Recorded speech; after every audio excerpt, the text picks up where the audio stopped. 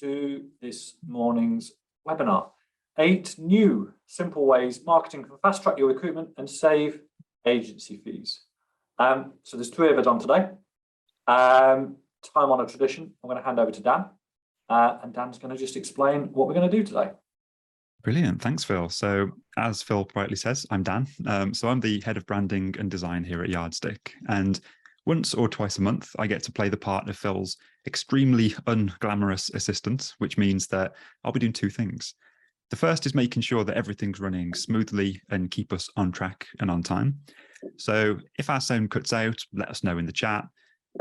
Speaking of which, Zoom has changed a few of the default webinar settings, and thank you, Kerry, for answering one of the questions I was about to ask, in that sometimes it doesn't work. So now we know it is working. We can ask any questions, any comments, anything that Phil says or Abby says, either through the chat box at the bottom or through the Q&A box. So I'll be monitoring both.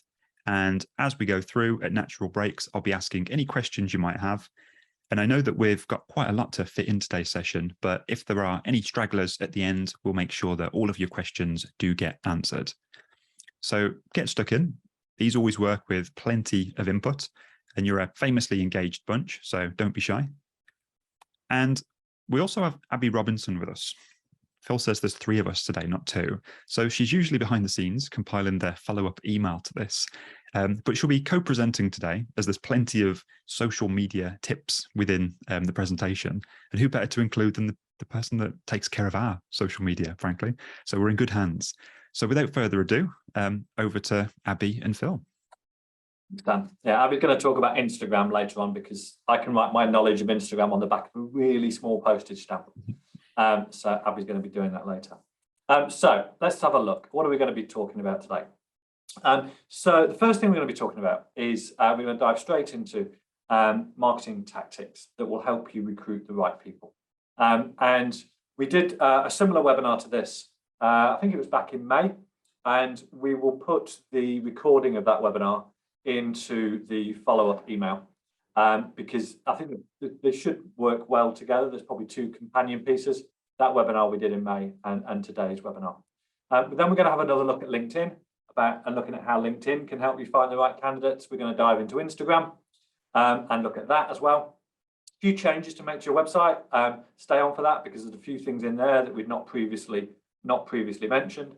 And then 3 ways we can be using video to impress potential recruits into your business. And as Dan says, please do question, comment, and challenge, and add to the debate. If there's something that's worked for you, really keen that we share that information with other people that are on the call. So if there's something that works for you, do put it in the chat. Do put questions in the chat and the Q&A. And I want to make sure that nobody leaves today without their questions answered. And I'm going to start talking to questions with 2 questions. So if everybody that's tuned in today could just put a little note in the chat, because I want to understand more about the audience. So 2 questions. First question, how many people do you currently employ? Just put a number in the chat if you would. And then how many people are you looking to hire in the next 12 months? And again, if you could put a note in the chat there as well. So 2 numbers, how many people do you currently employ? How many people are you looking to hire in the next 12 months? And we'll come back to that question after the next slide. Come back to the answers after the next slide. So why are we talking about recruitment today? Well, when I talk to advisors and planners, business owners, there seems to be a supply and demand problem. There is more demand out there for advisors, power planners, admin staff than there is supply. And that creates a problem. That makes it harder for firms to recruit. So that's really why we're here today. But there's a few other things added in as well. We've got more discerning candidates than ever before. There is quite a significant choice for them. That supply and demand imbalance means that planners, advisors, power planners, admin staff have got more choices than they ever had before. And of course, over the past 2 or 3 years, we've seen a significant change to our working environment. So for example, Yardstick yesterday, we interviewed a candidate whose current employer will not allow flexible, hybrid or home working. And you know what? That's led him to think that actually he needs a change of scene, change of organisation, change of employer. And that's why he's one of the reasons he's looking to move and potentially come to us. So that changing work environment has led to people reappraising where they physically work from. And if the current employer won't allow flexible or hybrid working, that can lead to a change. Now, of course, we've got this phrase, the Great Resignation. We've come out of a period of uncertainty with COVID. I think it's probably fair to say we're heading into another period of uncertainty with the cost of living crisis and the recession potentially. But there is a lot of movement in the job market, hence the term, the Great Resignation. And then a couple of other problems. We have, it's very noisy out there. If any employer has put a job advert up on LinkedIn or Indeed, just the number of CVs that get thrown at you, Abby's smiling, the number of CVs that you get thrown at you is significant. And we've got some ideas in a bit about how you can narrow those choices down. And then finally, on the problem front, we do tend to find, and I think Yardstick, we're probably guilty of this as well, less so this year, but we have been guilty of it, of a reactive approach. Right, you need to find somebody, right, let's go out and try and find them, rather than being always switched on when it comes to marketing. So from our perspective, we believe that in the same way you have a marketing strategy to attract new clients, we should be having a marketing strategy to attract new recruits as well, rather than just being reactive. So they're some of the problems that we perceive right now. If there are other problems that you think you're having that we can try and solve today, do put those in the chat. But Dan, what numbers have we come up with? Right, so we've got a real diverse spread, which is good. So we've got a fair few that have got teams of between 1 and 5 team members. We've got some that are in the teens and the sort of the mid-20s. And we've also got a few that are 50 people strong. And of the people that are hiring, it tends to be between 1 and 4 people that they're looking to add. Okay, so like you say, a really diverse spread, but that's incredibly useful.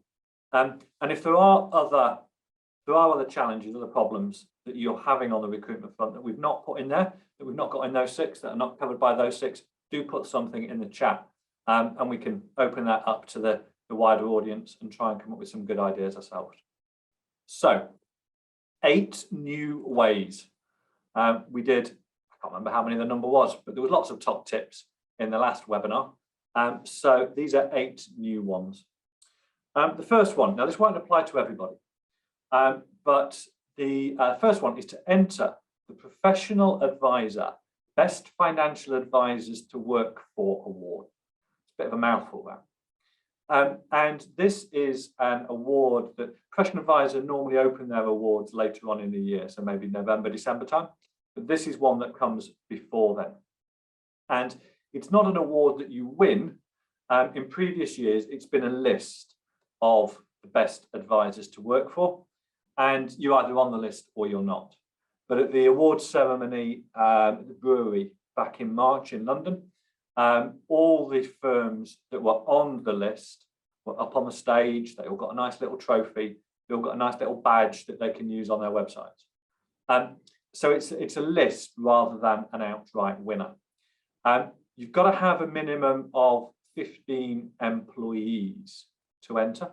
So that might, unfortunately, discount some people on this call.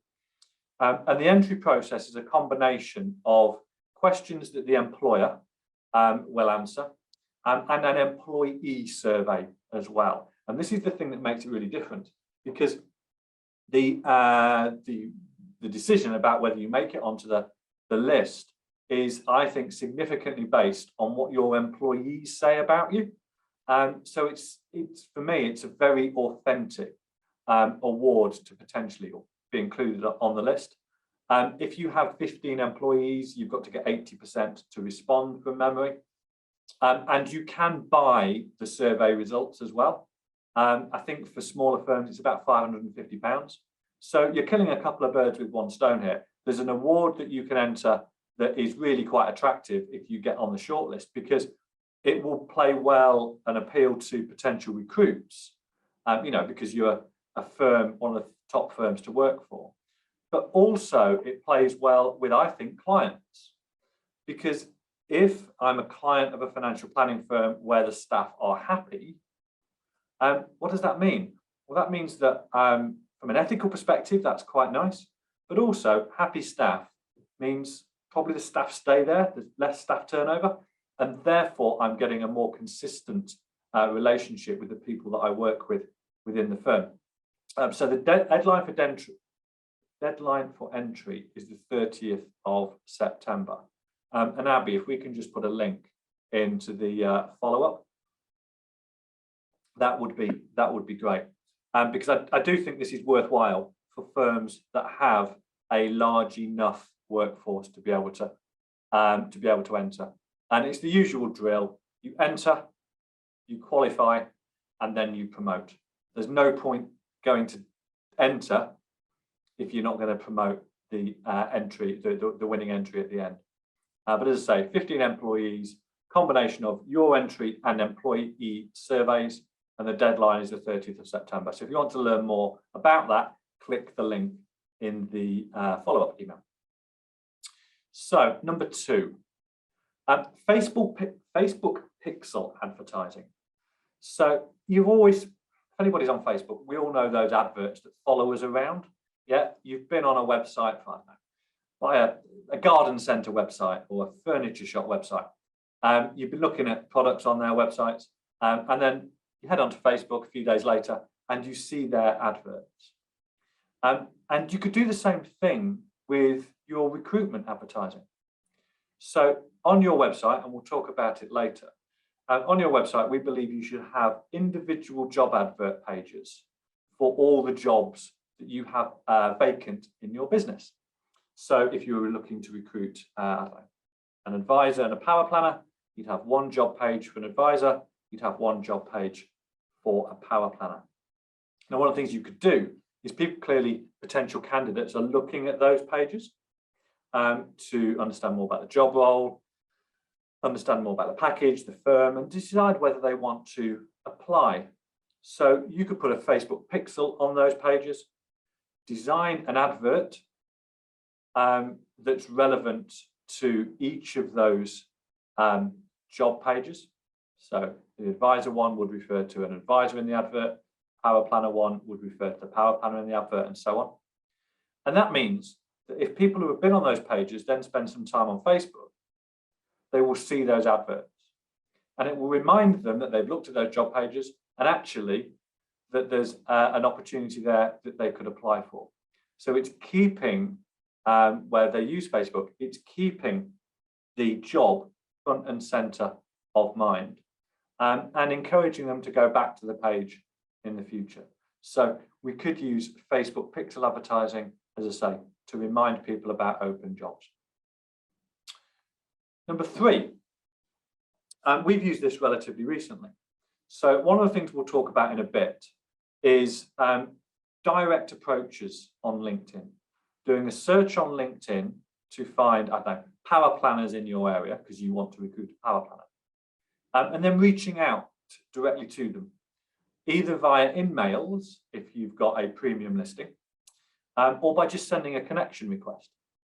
And you're reaching out to find out, right, we've got this job vacancy open, is now the time for a change, potentially? And is there worth having a conversation? Now, some of those people will come back, small number of those people will come back and say, yes, now is the time, let's have a chat. A bunch will ignore you, fair enough. And a bunch will come back and say, thanks for the approach, but actually it's not the right time now. In which case, follow that up. Normally you just say thank you, but follow it up with thank you, but do you know somebody else who might be a good fit for this role? Is there anybody you can introduce me to? And then you could also, as the slide says, consider, if you offer an internal recruitment incentive, you could consider extending that to the person who's just turned you down but might know some other people. You probably don't have to, but you could consider doing it. But you're just trying to keep that chain going. And power planners will know other power planners. Advisors will know other advisors. So rather than just it being a dead end, just ask them, is there anybody else you know who might be right for this role? Is there anybody you can introduce me to who would be a good fit? So you're trying to turn that dead end into something that's more of an opportunity. And we've used that recently and it's worked really well for us. Number 4, we'll talk about it more in a bit, and we mentioned it last time, but there's a little badge on LinkedIn. I think it's purple. Abby might know different, but I think it's purple. Yeah, nodding Abby's head. And you can turn it on, and it's just a little badge. It's a little kind of sash under your image, under your picture, that says we're hiring, and you can turn it on and turn it off. And that allows people who are looking for jobs to understand which business owners have job vacancies open. And you could just put that hiring badge on and leave it at that. But the other thing you could do is you could put the hiring badge on, and then rather than just having an image of yourself, a nice smiling picture of yourself, you could change that and have a video. So that video combined with the hiring badge just explains to people what roles you've got open right now, where they can go to find a bit more information, and then a little bit of why should you come and work for us? These are the reasons people work for us. You've only got 30 seconds on the video, but I do think it's a nice touch. And you can only record the video on a mobile device. You can't do it on a laptop, you can do it on a mobile device. So it's really easy to do. It's really easy to record and upload. And personally, one of the things we're going to try and do is we'll toggle the hiring badge on and off, suggest you do as well, and then change the video. So every time we toggle it on and off, change the video, we're now recruiting for a power planner. We're now recruiting for an advisor. And again, it's just something different to make you stand out in a market that's very noisy and very competitive. So give that a go. Dan, I've just seen something come in the chat. Is there anything we need to deal with? Yeah, really good question coming from Kerry, who asks, is there a way to avoid being bombarded with recruitment agency offers or connections when posting a job on LinkedIn? There is, I've not found it yet.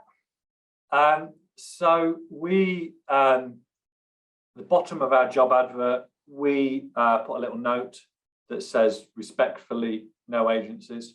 It doesn't work. Agencies don't look at it. I guess we could move it to the top. But again, I suspect agencies won't look at it. And I also think that, I mean, I'm not here to bash recruitment agencies. There's a part to, they've got a part to play. But obviously we don't want to pay money out if we can avoid it, and I'm sure you don't either.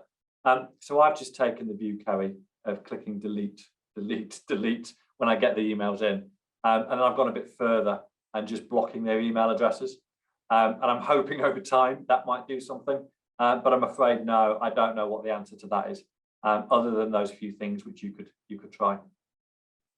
Sorry, Kerry. Anything that's followed up there, Dan? No, that's it. Just wanted some more tea. Right, number 5. Develop a great exit process. So there's a lot of focus when you bring people into a business about how you onboard them into your business. You see on LinkedIn quite often pictures of swag that they have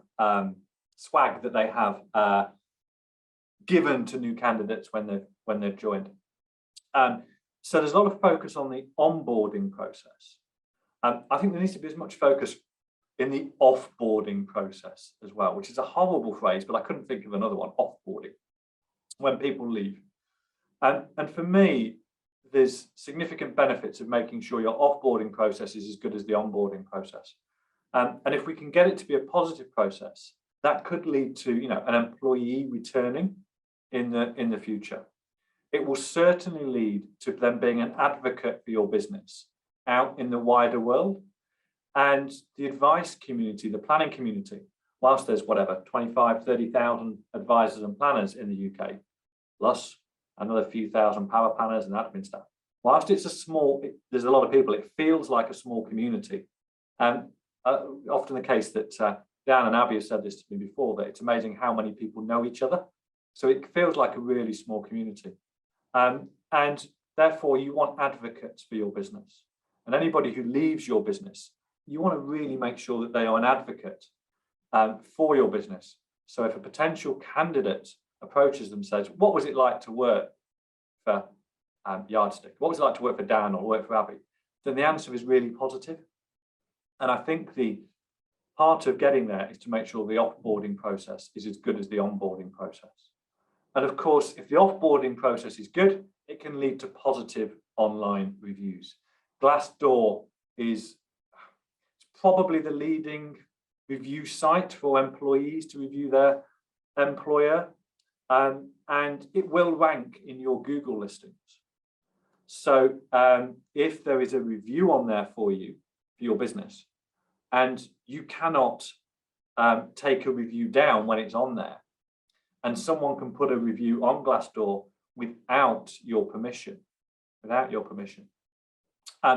it's a positive and offboarding process is more likely to lead to positive reviews and less likely to lead to a negative review.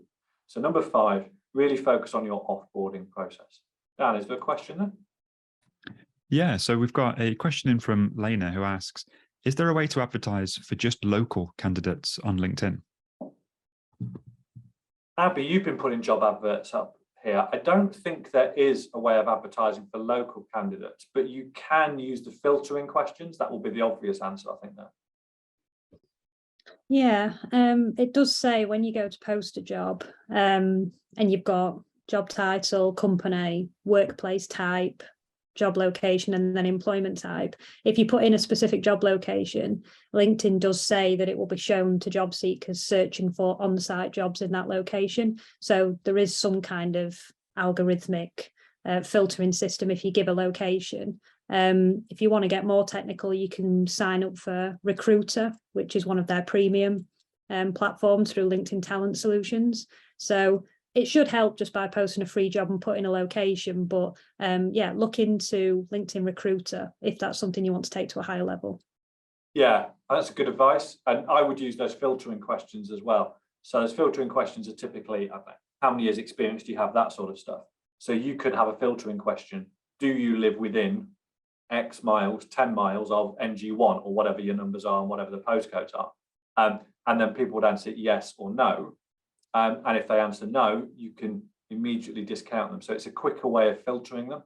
So I don't think there's a way of, from what I've seen, I don't think there's a way of stopping someone applying for a role if they're not in the local area. But you can make your life when it comes to filtering them out. And serendipitous moment, number 6, use filtering questions on the job board. It's almost like we put that together, isn't it? So I think the filtering questions on Indeed and LinkedIn, we've found them incredibly useful. And as you get just the sheer number of applicants coming in, it can be a bit of a problem to find that really good quality needle in the haystack. And the filtering questions, there's all sorts of questions you can add on. There's certainly on LinkedIn and Indeed, there's some preset questions. You can put your own questions in there as well. Clearly, you need to make sure that any questions you ask comply with your HR and legal obligations. There's certain things you can't ask, but we found those really, really useful. So we've been advertising for a designer and developer role recently. That was the most one we've had on Indeed and LinkedIn. And I've been using those 4 filtering questions, which is just about people's experience of using certain pieces of software, certain pieces of kit. And if they haven't answered the question, I've just not looked at the CV. If they've answered the question, all 4 questions, yes, I've then 100% looked at the CV. And that has really helped narrow down the amount of time it's taken to review CVs. And we've seen an uptick in the quality of candidates recently since we've been using the filtering questions for both designer and developer role and copywriter roles. It's helped massively. So for me, that's the biggest takeaway today when it comes to how you filter out the noise and reduce the number of CVs that you're being asked to look at to a more manageable level. Number 7, previous candidates. So we talk a lot at Yardstick about the fact we need to nurture prospects, potential clients. Most financial advisors convert maybe 1 in 4. The other 75%, there's a lot of value in there. There's a lot of people who could become clients. And therefore, for me, really important that we keep previous CVs, because the same thing applies. There will be people who apply for jobs with you who the timing isn't right, the fit might not have been right, they might not have quite had enough experience, come back in a year or two's time, that sort of thing. So I'd recommend keeping all good CVs, save them in folders by job role, advisor, planner, power planner, admin, etc., etc. And then when a role opens up, that's your first port of call. Go back and have a look at those CVs. Make sure you have a system for keeping notes to remind yourself, because candidates, we all go to sleep and you might have forgotten what a candidate was like a year or two ago. So keep good notes. And then when a similar role opens up, revisit them. Go and reach out to them directly on LinkedIn. Explain what happened last time, remind them about what happened last time. Just say, look, it's now the time for another chat. And that could save you a whole lot of pain and a whole lot of time if you keep the CVs and go and re-look at them. Dan, is that a question in? No, it's just a thank you, isn't it? Yeah, we'll take compliments and thanks as well as questions. So yeah, send them all in. So number 8, embrace Instagram. I believe it's called the gram now, isn't it? Yeah. So embrace Instagram. And as I said earlier, my knowledge of Instagram can be written on the back of a really, really small postage stamp. So I'm going to hand over the rest of this section, and I'm going to come back and talk about LinkedIn and videos to Abby, who's going to talk about Instagram. You're going to have to do your best Christopher Whitty impression, Abby, and tell me when to move to the next slide. I was going to say, you're going to be the glamorous assistant now. Dan's been demoted. So yes, if there's anybody in the audience who's glazed over and is wondering if there's time to go make a cup of tea, there is, but bear with me, because I think Instagram can be really useful whether you have loads of knowledge, very little knowledge. Hopefully you'll see that it can be a very powerful tool. And the reason why I've crossed out that first question is because it's almost irrelevant whether Instagram is right for you. It's whether your ideal candidates are using Instagram. And I think the move to TikTok by a lot of younger people has opened the floor for older users to find a space on Instagram, which can make it even more valuable. It's the 3rd most used platform in the UK at the moment. So Facebook's still top of the charts with about 56 million users, coming in with LinkedIn about 33 million, and then it's Instagram with 34 million, way above Twitter, which is on about 18.4. So it just goes to show it has got a lot of influence in the social media market. Perhaps unsurprisingly, it is predominantly used by the younger generation, so 31.5%, as it says there, is 25 to 34-year-olds, followed by the 18 to 24-year-olds, which is about 30%. But there are still some slightly older people on there. So the 35 to 44-year-old age bracket is still 16.1% of the Instagram market, which, yeah, it's a wider spread than I anticipated. And I think if you're hiring for paraplanner roles or administrative assistant roles or any kind of position that could be taken on board by somebody in that age bracket, then Instagram could be a place to recruit. Just a few more stats just to show the value of it. Instagram say that 90% of the people who use it follow a business account, which is obviously massive. And 79% of people applying for jobs at the moment are using social media as part of their job search. 1 in 10 find a job through social media as a result. And another survey found that for recruiters, about 71% found that using social media was effective in decreasing the time to fill for non-managerial salaried positions, which is likely to be who you're trying to recruit for, I'd suspect. So I think all of those things, plus the variety of content types and the content streams that are available on LinkedIn, do make it a powerful place for us to be. May I? Yeah, absolutely. Thank you. So I'm not going to spend too much time on this. It's mainly for when you get the follow up email afterwards. There's a couple of links in here. If you did want to go and set up an account, then this explains how to do it. But I did think it was worth mentioning a couple of bits. So when you do sign up, have a think about what email address you're going to use. For our profile, it's mine, but if there's numerous people across the business who want to help manage your Instagram account, then just think about whether it needs to be a shared email address instead. And when it comes to the full name, you can use the business name and you can for the username, but just be a bit intelligent about it. So anybody who's got a Google My Business profile should be receiving the kind of monthly roundups of who's looked at your profile, who's been clicking onto your website, etc., etc. But what I found that email provides as well is a kind of a list of the top 3 words or phrases that people are searching for when they're looking for your business online. And for us, just Yardstick and just Yardstick Agency, we're getting way more hits than the Yardstick Agency. So scrap the. I know people are searching for Yardstick Agency on Google. So from an SEO perspective, let's get our Instagram profile up on Google as a result of what I know people are searching for. So use what's available to you and just be a bit intelligent when you're thinking about setting up your account. Adding a bio and adding your website is self-explanatory, and switching to a business account, there's a link there to a video that will show you how to do that, is again really powerful when it comes to showcasing yourself both to clients and to candidates, because as I've indicated there, you can set a business category that just showcases the services that you offer. It also provides greater insights, better analytics, and you can include contact details that you can't on a personal account. So for example, your address, you're probably not going to be putting that on your personal Instagram account. So yeah, if I do convince you, then that's how to do it. Next slide, please. Chris? So when I said, and this is where you need to bear with me, but I am going to run through it quickly. And anybody who knows Instagram, sorry for teaching you how to suck eggs, but there's, unlike LinkedIn, where say you've just got your feed that you would scroll through content, on Instagram, there's 2 hubs of content and you need to consider them both equally. One of which is the feed, which is where we're all used to seeing social media content. And the other is your stories. And the difference being that your feed is your more curated, strategic posts that hang around forever, the predominant place where you're going to build your brand.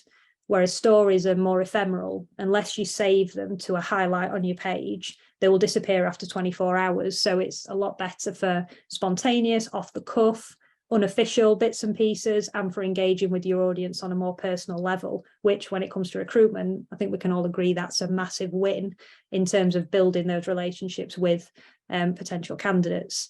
Live videos are, as the name would suggest, a live broadcast real-time video that you do as part of an Instagram story. And the benefit of those is that they get pushed right to the top of all of your followers' stories, and they often get a notification to say the Yardstick Agency have gone live, which is something that, again, you don't get with other platforms. So that can be something to utilize as well. There is a lot more about each of these types in the notes section of the presentation. So when you get a copy of the slides, there's more in there to save me having to go over it now. But in terms of the content types, on LinkedIn, you can post a photo, a video, a PDF, a poll. Instagram has the same kind of variety of options. You can post a single photo or a single video, which is quite self-explanatory. Or the most popular type of content on Instagram is a carousel, which is up to 10 photos or videos contained within one post. And then reels, which are of the TikTok generation, that's what we have them to thank for, are short form vertical videos of up to 60 seconds that are editable in-app, can be set to music, and are really good for piecing together bits and pieces of photo and video content. Imagine somebody's renovating a house. A reel is the perfect way to show that, because you can take 2-second videos throughout the entire renovation process, and then at the end bring them all together into a reel, which will show over time the before, during and after. So it can work the same way in the business, with some examples that I'll give later on, but that just gives you an idea of the different types. And ideally they should all feature as part of your strategy, but I would recommend starting small and building on that. So we know carousel posts do well and they take less effort, so let's start there, look at the analytics, use the data to see what's worked and what hasn't, and then build upon it. So next slide, please. We'll actually get into the meat of it in terms of what a winning strategy looks like. Now, everybody here is primarily thinking about recruitment at the moment, but if you set up your Instagram account and dive straight into, look, we've got this amazing paraplanner vacancy, nobody's going to care because they don't know who you are. They don't know what your brand looks like. They don't know what the team looks like. You have to have both a business strategy and a recruitment strategy, and you have to build your brand before you can start encouraging people to join the business. So determine your goals, which might look like, I want to grow by this many followers, or I want to achieve this much engagement, or I want to hire this many candidates by 9 months' time, or whatever it might be. Who are your target audience? Speak to people across your team who are in roles similar to the ones you're going to want to recruit into. What do they enjoy doing? How old are they? Find out things that can help you target people on Instagram. Look at your competition. If your peers are on Instagram, what are they doing? What works? What doesn't work? If they're not, you could have identified a great niche in the market. And then from there, you can develop your content plan, which is the next slide. In terms of building the first strategy, which is your business strategy. So first thing you need to do is choose your posting schedule. So we've talked about the two different streams, your feed and your stories. I would recommend cycling through them over a 2-week basis. So maybe Monday, Wednesday, Friday of the first week is a feed post, Tuesday, Thursday is a story, reverse it the following week, look at the data, find out what people have been engaging with. Ideally, you would post every weekday, but again, this is all aspirational. You've got to start with whatever time and energy you've got and build up from there. Or you can outsource. I had to get that in somewhere. Decide what you're going to post. So again, in the notes section of this slide, there's loads of content ideas. I'm not going to go through them all now, but just to give you an idea of some of the things that I think would work really well on Instagram, and it's something that I want to do with our team, is a day in the life. So if you're hiring for a paraplanner, getting a paraplanner in your team to do short video clips of this is what a day in the life looks like for them is going to work down the line when you've got candidates looking at your profile who want to know really what does that job entail. We've all read job adverts that sound so similar and they're so dry, and you actually maybe get into the job and it doesn't look anything like you thought it might. So this is a way of humanizing that job advert. User generated content. You've just helped your clients achieve their dream retirement and they're now on a round the world cruise. Can they send you some photos of that? Can you show the things that you've been offering, which is going to help from both a client and a candidate perspective? A Q&A, that's good to do as a live video, Q&A about your business, about the team, about the role. When we get to thinking about recruitment, there's loads and loads of options. And as I say, there's more in the notes section, but the main thing is you have to be consistent and you have to be patient. As any of my social media clients will know, it isn't an overnight process.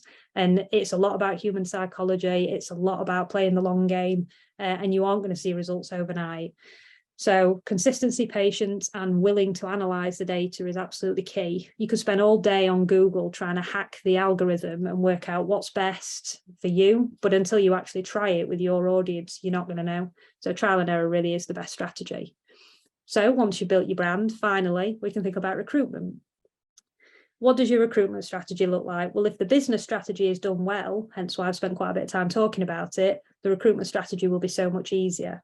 Because building the brand is the hard part. Once you've shown off you and the team and the business in the best light possible, that should do a lot of the work for you in terms of bringing in the right candidates.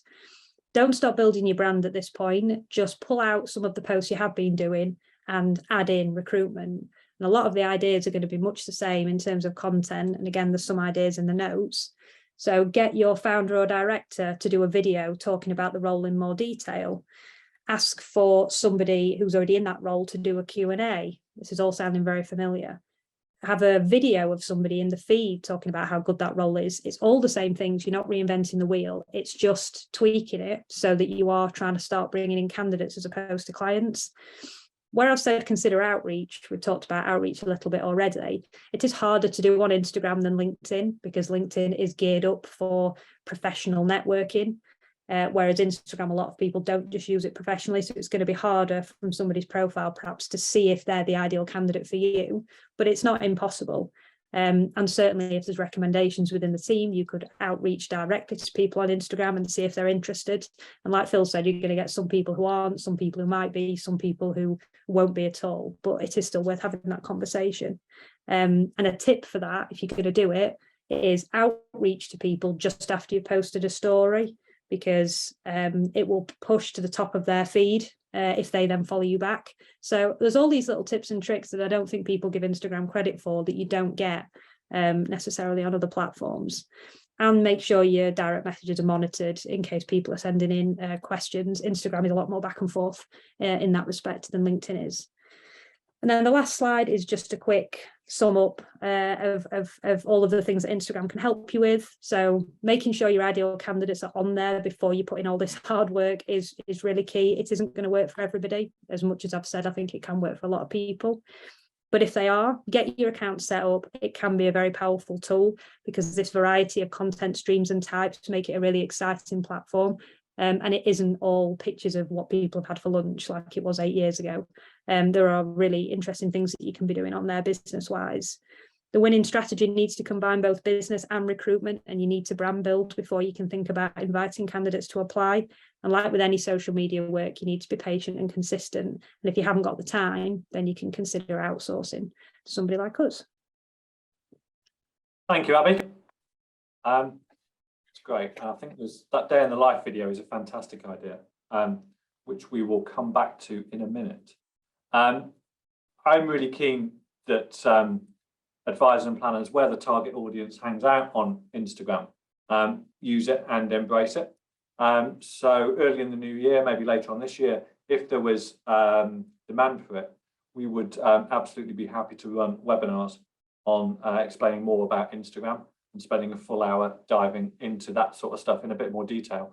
So if you would like to, if you think that would be useful, just put a note in the chat and just say yes, because that will help us understand whether there's demand for it, whether there's call for that sort of webinar to explain more about Instagram. So back into a world that I understand, LinkedIn. So really keen that today is as practical as possible and giving you little hints and tips, little things that you can do that will have a material difference to your marketing, will make a material difference to your marketing. And we're going to focus on LinkedIn for a bit, then we'll do website, then we'll do videos. So number 7 ways to use LinkedIn. Use paid for job adverts. They work really well. Yes, you can use the free version, but if you put a bit of budget behind it, and I do mean a bit, £5–10 a day, for a relatively short period of time, you will get more candidates. A couple of things there.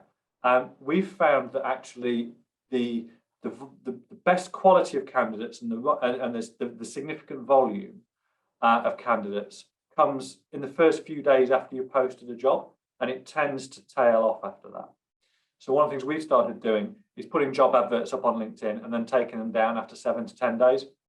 You might come back and repost them a few days later, but just keep refreshing the posts. And the other thing on LinkedIn, which we found to our cost in the past, you can't schedule a close date. You can on Indeed, but you can't schedule a close date on LinkedIn. So if you don't close it, they're going to keep billing you. So just make sure that you have a note somewhere else that you can close the job advert off.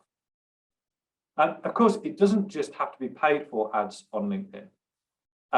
There's the more organic side of things, where you will be posting your current jobs from your corporate account and from your personal account, and also potentially sending direct messages to connections, number 3 here. So one of the things that you can do and should be doing is future-proofing your outreach by building connections with potential future candidates. So if you're a business owner and you know over the next couple of years that you're going to be wanting to recruit, for example, power planners, then now's the time to start sending connection requests to power planners. You're not sending a request by saying, look, are you thinking of moving jobs? We've got this vacancy open. You're just, as one professional to another, trying to connect with power planners. Key benefit to that, when the time is right for you to recruit for that power planning position, you've got a bunch of power planners on LinkedIn that you are already connected to. And therefore, you can put a message into their inbox. They're more likely to see the posts that you put up organically about the role. And you've already got that little audience of power planners. And if you can build a little audience of power planners, little audience of administrators, little audience of advisors and planners, depending on what your recruitment needs are, you're future-proofing things. You're giving yourself people that you can reach out to through direct messages and are going to see your organic posts. And that's something that you can, it's a relatively simple job. I'm not saying a business owner should be doing that. I'm probably saying somebody should be doing it on behalf of a business owner. Get yourself LinkedIn Premium. It's 30, 40 quid a month. Do a search for power planners in a certain area and start sending messages out. And you can broadly send 200 unsolicited connection requests a week. So that's number 2. Number 3, as I said, send direct messages to connections. And that might be the first message: we're recruiting for this position. Is now the time for a new challenge? If it's not, sorry, didn't mean to interrupt your day. If it is, let's have a chat. And of course, if they reply, like we said earlier, and they say, actually, no, now's not the time, then follow up with a thanks. Do you know anybody who might be? Do you have anybody in your network who we should be talking to? So future-proofing your future outreach and then sending direct messages. They work hand in hand. And then obviously write regular posts promoting your vacancies. Push them from your corporate account, push them from your personal account. Personally, I would be adding, if you can, social proof in the comments or social proof in the post. So that might be, you might run an employee net promoter score. Yeah, you might have calculated that your staff turnover is incredibly low. You might have a video, Abby's day in the life video. I think it's a great idea. You could put that in there as well. There's all sorts of things you can do just to show that you're a great place to work. And then get your team, other people within your business, to support the post by adding comments. It's a great place to work. Yeah, I'm really looking forward to seeing who applies for this. Whatever it is, but adding comments. We all know from previous webinars that comments are the oxygen that give posts life. The more comments a post gets, the more people who will see it. It's just a fact of LinkedIn's algorithm.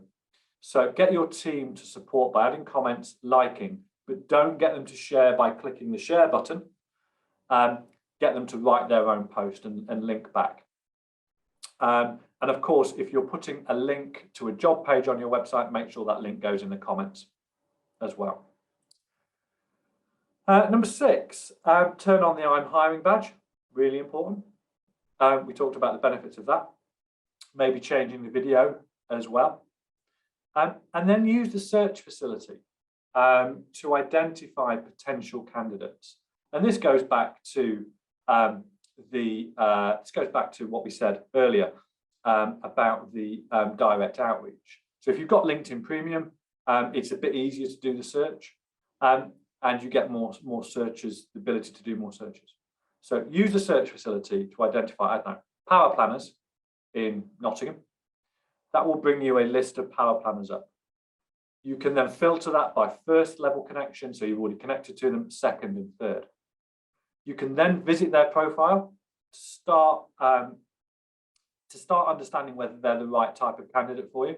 And of course, if you visit their profile, they'll get a notification to say you visited their profile, so it demonstrates that you're interested in them. And then get in touch. Now, if you're already connected to them, you can clearly send a longer message with a link back to the job advert. If you're not already connected to them, you can send them a connection request. We've got an example of that in a minute. You can send a connection request with a covering message. You limit it to 300 characters. Or if you've got a premium account, you can use in-mails. And I think the premium account gets you 30 in-mails a month. I think they're carried over from one month to the next as well. And if someone replies, you get the credit added back.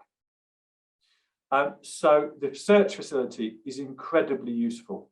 And all you're doing is doing what recruiters do and then charge you for, frankly, yeah, by using that search facility. Might be a bit unfair on recruiters, but you know what I mean. So do your search, demonstrate interest by looking at their profile and understanding if they're the right fit, and then reach out to them. 3 ways of reaching out to them. If you're already connected, you can send a long message. If you're not already connected, send them a connection request. If you've got the ability to send in mails, you can send them that in mail. And what we've put together here, and you'll see it on the follow-up, is just a quick message. I believe it fits the 300 character limit, depending on how long their name is or how long your name is. It fits the 300 character limit. So use something like that. And then, of course, if they reply with thanks but no thanks, send a message to ask, who else do you know that might be the right fit?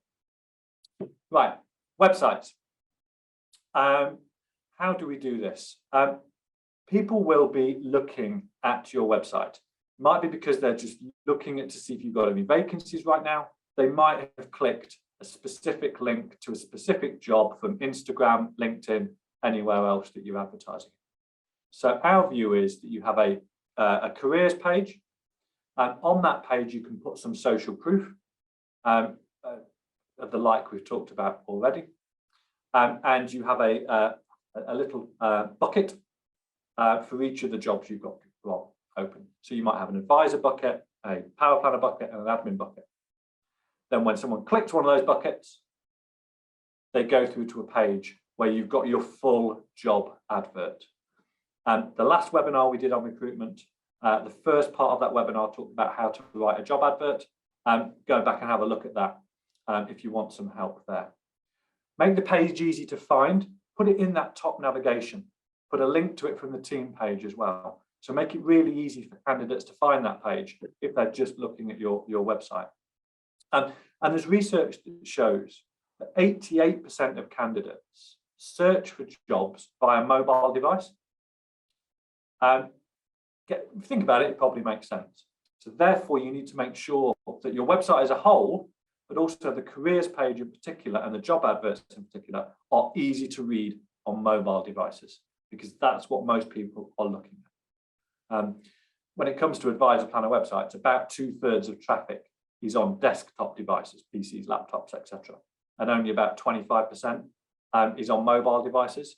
When it comes to recruits, it's significantly more that's on mobile devices. So the pages have got to look good on a mobile. And then in terms of social proof, and you would put the social proof on your parent careers page, the one that sits at the top of the hierarchy, and the individual adverts. What would you put on there? You might put your employee survey results. If you do an employee survey, you might put those results on there. And of course, that survey could be as a result of something you do yourself, or could be as a result of the Professional Advisor Awards. If you've won any awards as a business, put those on. Might not be specifically about being a firm to work for, but still put those on. Great social proof. Team member videos. I think Abby came up with some great ideas there. On the individual pages for advisor, power planner, admin staff, you could have a day in the life of an administrator, a day in the life of a power planner. I think that works brilliantly. You could put your Glassdoor reviews on there. You can embed those in there. And of course, you could then put the usual client and advisor-driven social proof. We all want to think that we're working for companies that are doing good. So having a client video on there shows the value that you deliver to clients. And everyone wants to work for a business that's delivering for their clients. Why wouldn't we? So showing that you do those things, again, really powerful. So think about the social proof, not only that you put on your website more generally, but on those careers pages, on those job adverts. Then we're going to finish off with videos.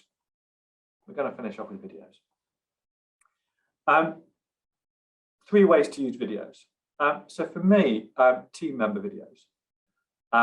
What's the best thing about working at? So what's the best thing about working with the Yardstick agency? You have really quick cuts, maybe 8 different people, 10 seconds, maybe fewer people, 6 people, 10 seconds. So you've got a minute video explaining about the best things about working at. Would you recommend working at? And why? How would you describe the culture? There's some examples here on the Henwood Court website. And I say, I love that idea of a day in the life. That day in the life video might be a little bit longer. I suspect whilst those videos that we've got on the screen, 60 seconds would probably be enough, I suspect the day in the life video could be a little bit longer, because you can get away with a bit more detail. Then where do you put that video? So you could introduce, as Abby said earlier, you could get the founder of the business, maybe the line manager, the person they will be working for, to record a video and place it at the top of the advert page that you've got on your website. I think that could be really powerful, so someone sees who they're going to be working for. So I don't know, the next graphic designer that comes into Dan's team sees Dan speaking to them, explaining about the role at the top of the advert. It starts to create that immediate connection. So it's something that we're certainly going to look at, and I think other people should do as well. And then, as we've said a few times already, change that LinkedIn photo, that image, to a video, so that not only do people see the hiring badge, but they see what you are hiring for. And then you can keep redoing that every time you've got a different position. So a few different ways to use video to impress other people. And of course, let's think about how we can help each other. I'm really interested, as we just finish off, really interested to see whether there are any more questions. Really happy to answer those questions. We're going to send this follow-up out later on today, because I'm aware that we've gone through a lot today. And there's a lot of hopefully really useful little hints and tips. When you add them together, it will make a material difference to your recruitment. So really happy to hang around and answer any other questions that you've got right now. But also interested to hear what's working for you. What's working right now? What was the last person? Think about the last person you recruited. How did they find you? Was it a LinkedIn advert? Was it an Instagram post, etc.? What's not working? What are you struggling with? And what would you like to try out of today's webinar that that you haven't tried already? So just put some notes in the chat if you would. Otherwise, it's going to be quite a silent end to this webinar. So don't leave me hanging. Yeah, put a few notes in the chat just about the things that are working for you right now. As I say, think about that last recruit. What's not, and what else you would like to try. And again, really happy to answer any other questions that you've got. Otherwise, Dan, what was the response to the Instagram question that I asked? It was a resounding yes, please. So people really want some Instagram tips, hints, webinars. So I think whatever we can muster, people want to see. So I feel that Abby is going to be quite popular on these webinars. I'm going to pitch up to that because I'll learn something as well. Well, yeah, absolutely. And then going forward, so Kerry mentions candidates seem to hold the cards in terms of working from home / remote working because they can get it elsewhere. So that's sort of a main comment that they've got. Yeah, I think that's really interesting. I don't know how everybody else felt, but at the start of the pandemic, I assumed we'd all be heading back to the office. Dan remembers probably quite well me standing up on I think it was the 17th of March, 2020, saying, cheers, everybody, we'll see you in a couple of months. Didn't work out like that, really, did it? And as the year went on, we realised that home working or flexible working was really quite useful. And therefore, we've given people hybrid working so they can work where they choose, providing it's appropriate for the task that they're doing. But one thing that has done for us is that's widened the talent pool by which we can recruit. It's significantly widened the number of potential candidates we can have. I completely accept that it's different for some financial advice and financial planning businesses, and there are significant issues around data protection and things like opening the post. But it does widen that pool. Kerry, what are you doing? You said we have suggested they can after probation. That makes sense. But it does, in my experience, increase the candidate or the size of the candidate pool. Right, those were the bells for 11 o'clock. There we go, we can hear in the background. If nobody else has got any questions, we've got something just come in now. Yeah, let's finish off with Lynette's comment there. So our approach to culture is providing a hit with candidates. This seems to be a high priority with people with flexible working. We struggle to find experienced individuals, but are attracting new talent our website helps with this, and we'll look into the Professional Advisor, Best Financial Advisor to Work For awards to help that. Cheers. Thanks, Annette. I'm bound to agree with you on your website, seeing as we developed it. But the culture of your business, because I know it, is absolutely amazing. And I think it's one of the big things that probably attracts people to you and allows you to retain some really, really talented people. Right. Hope that's been useful. Watch the feedback, watch the replay, because I'm aware there's a lot of stuff in there. And we'll be back next month. Cheers, everybody. Bye-bye. Take care, guys. Bye. Yeah.